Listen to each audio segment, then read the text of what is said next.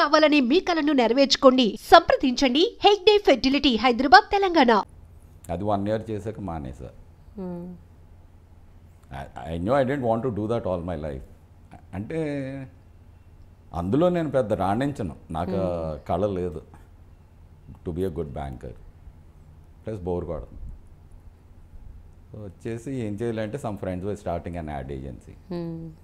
Add agency అంటే తెలియదు అంతకుముందు. I never been inside an ad agency. Okay, నేను జాయిన్ అవుతాను, అయిపోయింది. So for 5 years in that ad agency, copy రైటర్గా అండ్ క్రియేటివ్ డైరెక్టర్, విజువలైజర్గా.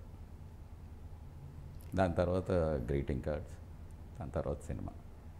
కానీ జనరల్గా ఆ ఏజ్ కుర్రాళ్ళల్లో ఉండే కన్ఫ్యూషన్స్ మీకు ఉన్నాయి, కానీ మీకు కొంచెం ఎక్కువ పాళ్ళల్లో ఉన్నట్టుగా అనిపిస్తుంది నాకు. అంటే ఏం చేయాలి, అసలు ఎటువైపు వెళ్ళాలి అని ఒక క్లారిటీ లేకపోవడం. కాకపోతే మీరు హైలీ క్రియేటివ్ అని విన్నాను నేను. Even at that point of age ఏదో ఒక సృజనాత్మకంగా ఏదో చెయ్యాలి.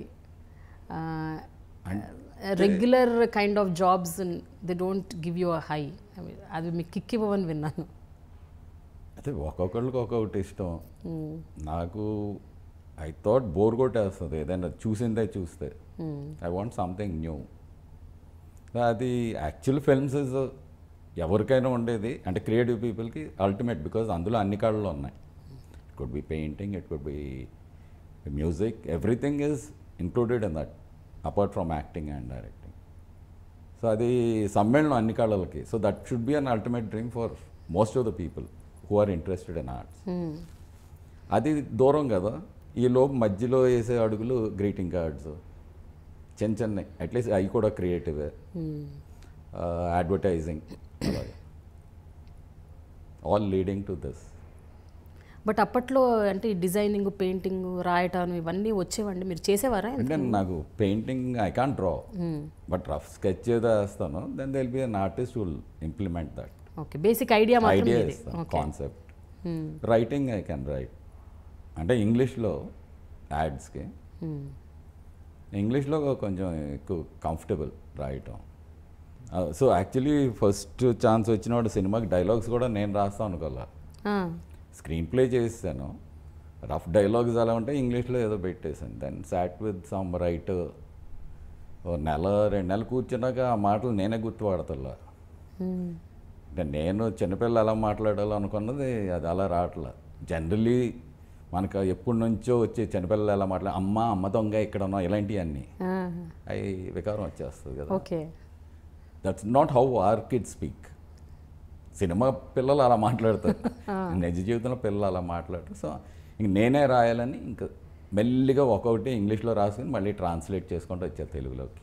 ఓకే, మళ్ళీ తెలుగు ట్రాన్స్లేట్ చేస్తే మళ్ళీ అవే పదాలు వస్తాయి కదా, సినిమా పదాలే. మళ్ళీ చిన్నపిల్లల పదాలు ఎందుకు వస్తాయి? అంటే తెలుగు మాట్లాడతాం నాకు వచ్చు కదా. ఓకే ఓకే, మన చుట్టూ పరిసరాల్లో ఎక్కడ పెరిగాం, పల్లెటూరు నుంచి అమ్మమ్మలు చుట్టుపక్కల కాదు అందరూ మాట్లాడేది తెలుసు కదా మనకి, ఆ ఫ్లో ఎలా ఉంటుంది అన్నది. అంతేకాని word to word translation. So మీరు మొదటి సినిమాతోనే మీరు రాయటం నేర్చుకున్నారు అంటే తెలుగు, అంతకుముందు అసలు అది కూడా రాదు. అంటే రాయటం అంటే నా మీనింగ్ డైలాగ్స్ రాయటము, అది కథ అంతా మాత్రం కన్సీవింగ్ అంతా ఇంగ్లీష్లోనే.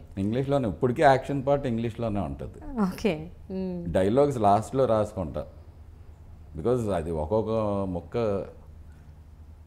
తూచి చేయాలి కదా. అయితే ఈ చిన్న చిత్తగా జాబ్స్ ఏవి చేసినా మీరు అందులో వేట్లో కూడా మీరు అసలు మీకు ఫుల్ లెంగ్త్ సాటిస్ఫాక్షన్ కానీ హ్యాపీనెస్ కానీ మీరు అసలు పొందలేదంట. ఈవెన్ మధ్యలో ఏదో వాడీలాల్ ఐస్ క్రీమ్ అని కూడా ఒకటి స్టార్ట్ చేశారంట, ఐస్ క్రీమ్ పార్లర్ ఫ్రాంచైజ్ తీసుకున్నాం. అంటే ఆ చల్లగుండేది కూడా చేతులు కాలుస్తుంది అని తెలియదు మనకి.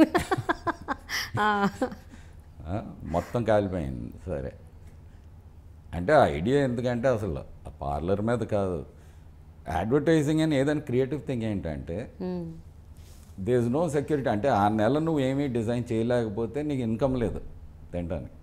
ప్రతిరోజు కొత్త ఐడియాలు ఏంటి టెన్షన్ అనుకుని మనం ఏం చేయకుండా ఒక స్టడీ ఇన్కమ్ ఉంటే బాగుంటుందేమో అన్న దురుద్దేశంతో, అందరూ సదుద్దేశం అనుకుంటారు, దాంతో అది పెట్టాను. అంటే బ్రెయిన్ ఎక్కువ ఉపయోగించకుండా దాని అంతటా వస్తుంటే అట్లీస్ట్ ఇంట్లో టెన్షన్ ఉండదు, you can have food and all, అవి ప్రాబ్లం ఉండదు. ఇది వచ్చింది బోనస్ అవుతుంది మనకు ఐడియాలు వచ్చినప్పుడు చేసుకుంటే. But it don't work out. అది కూడా పోయిందండి. మరి తర్వాత ఏం చేశారు? ఆ తర్వాత ఐస్ క్రీమ్ పార్లర్ దెబ్బతిన్నాక గ్రీటింగ్ కార్డ్స్. ఓకే. అక్కడ కూడా మీకు మార్కెట్లో ఆల్రెడీ ఆర్చీస్, హాల్మార్క్ ఏవో రకరకాల గ్రీటింగ్ కార్డ్స్ ఉన్నాయి, క్రై వాళ్ళవి చాలా గ్రీటింగ్ కార్డ్స్ ఉన్నాయి. అండ్ వాళ్ళ కార్డ్స్ అన్నీ చాలా వెరీ మినిమల్ రేట్స్ ఉంటాయి, 5 రూపాయలు, 4 రూపాయలు, 3 రూపాయలు. అంటే హైయెస్ట్ వాజ్ హాల్మార్క్ 8 రూపీస్ ఉండేది.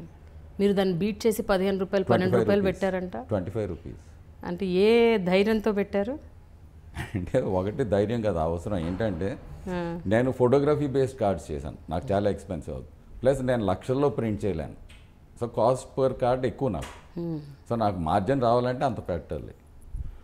సో నా కార్డ్స్ డిఫరెంట్, ఎలా ఎవరు కొంటారు అన్నారు.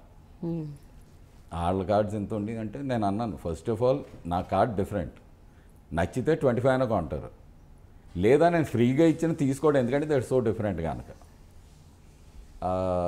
పిచ్ లాజిక్తో వెళ్ళిపోయాను అంతే. And it worked. బట్ ఏముండేదండి మీ కార్డులో? How different was it? అంటే అప్పుడు గ్రీటింగ్ కార్డ్స్ మామూలుగా పైన ఏదో బొమ్మ ఉంటుంది, లోపల తెరిస్తే బ్లాంక్ పేజ్లో ఒక 2 సెంటెన్స్ ఎంత పోయంలాగా ఉంటుంది. నేనన్నా పిక్చర్ పెడితే it should be double spread photograph. I was using photography, రిచ్గా ఉండాలని, మామూలు పెయింటింగ్ కాకుండా. అది తెరిచినప్పుడు డబుల్ స్ప్రెడ్ కదా, ఎంత చూస్తాం, డబుల్ సైజ్. సో తెరిచిన వెంటనే ఒక ఇంపాక్ట్ కొట్టాలి వాళ్ళకి. తెరిచిన వెంటనే బ్లాంక్ ఉంటే ఉంది, లైఫ్లో ఎప్పుడు చిన్న సర్ప్రైజ్ అనుకుంది రావాలి కదా, ఆ కాన్సెప్ట్తో మొదలు పెట్టాను. Okay. So the picture was inside the card, బయట కాదు. బయట కాదు. బయట ఏముండేది? బయట మామూలు చిన్న పిక్చర్ ఏదో ఉంటుంది, అండ్ లీడింగ్ సెంటెన్స్ ఒకటి ఉంటుంది, పంచ్ లైన్ పిక్చర్ లోపల ఉంటుంది. ఓకే. సో అట్లా ఫ్రంట్ కవర్లో మాత్రం ఓన్లీ టీజర్ ఉండేది, లోపల పిక్చర్ ఉండేది. ఎగ్జాక్ట్లీ. ఓకే. ఓకే. ఈ